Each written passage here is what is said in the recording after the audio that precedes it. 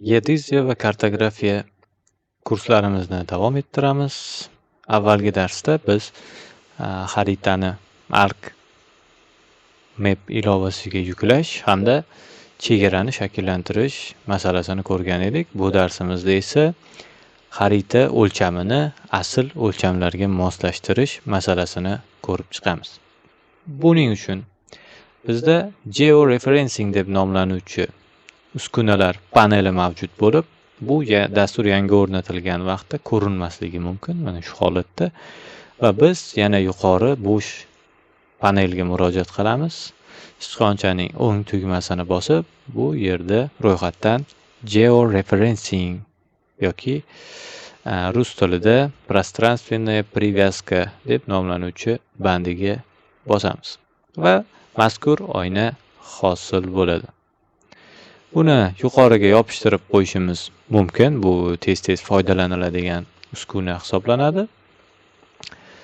Ahamiyat berishingizni so'rab qolardim. Bu yerda bizda bir dona rasmli xarita bo'lgani uchun bu avtomatik ravishda shuni tanlagan. Agar bizda bir nechta xaritalar bo'ladigan bo'lsa, buni har birini alohida fazoviy bog'lash talab etiladi. Bizda bir dona bo'lgani uchun buni chalg'imasdan avtomatik ravishda georeferencing paneli ko'rsatib bermoqda. Endi biz bu panel orqali add control points ni tanlaymiz.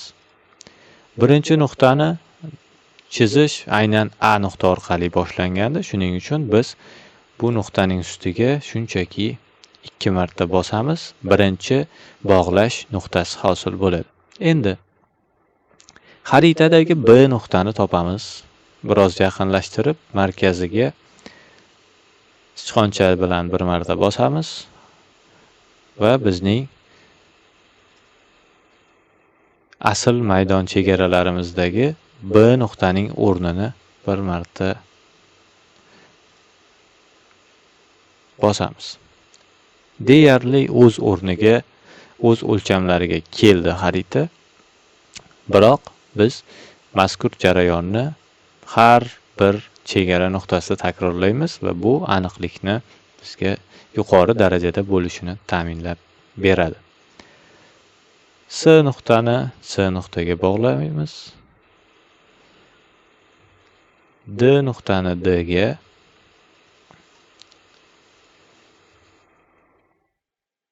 E nuqtani E ga hamda F nuqtani F ga bog'laymiz. Baribir shu kabi mayda xatoliklar bo'lishi bu tabiiy hol. Bizda rasmga olish jarayonida oddiy kameradan iborat telefondan foydalanilgan. Bu bir qancha noqulayliklarni tug'dirishi tabiiy hol. Shakllantirib bo'ldik. Demak, asl o'lchamlariga mos keldi.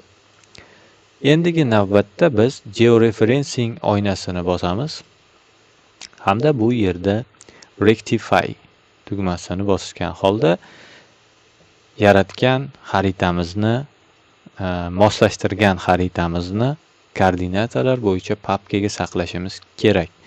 Buning uchun output location uchun papka tugmasini bosamiz hamda bu yerda shaxsiy papkamizni folder connection GVK hamda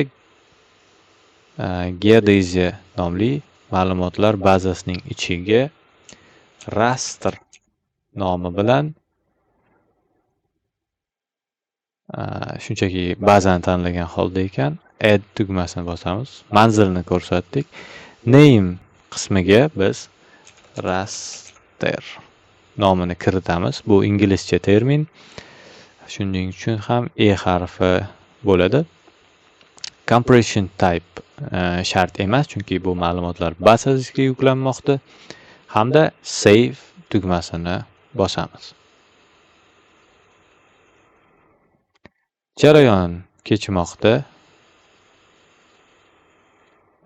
Jarayon o'z yakuniga yetdi, biroq ekranda hech qanday o'zgarish kuzatilmadi. Buni ko'rishimiz uchun biz Yana qora qo'shuv belgisini bosamiz va bizning yaratgan ma'lumotlar bazasining ichida raster nomli tasvir yuzaga kelgan. Shuni add tugmasini bosish orqali qo'shamiz.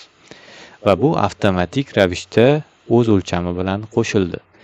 Hamda biz avvalgi rasterni remove qilishimiz kerak. Buning uchun rasterni tanlaymiz hamda sichqonchaning o'ng tugmasini bosish orqali remove ni tanlaymiz yoki to'g'ridan to'g'ri tanlab delete tugmasini bosishimiz ham mumkin.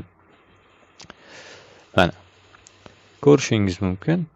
Chegaralar hamda har bir xaritaning burchagi mos kelganini guvohi bo'lishimiz mumkin. Bugungi darsimizning qismi o'z nihoyasiga yetdi. Keyingi darsimizda biz nuqtalarni shakllantirish hamda ushbu nuqtalarni ma'lumotlar bilan to'ldirish masalasini ko'rib chiqamiz.